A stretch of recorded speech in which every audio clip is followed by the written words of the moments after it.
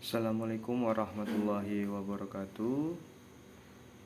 Good morning, everyone. I hope you got doing through today. Now we are going to the section 6.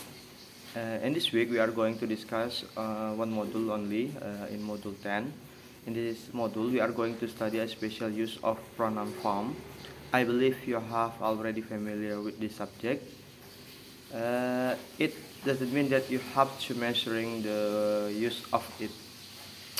In the pronoun is, I believe, sometimes very familiar to you when you are read a module. Then you might think that it's very difficult, but it's not.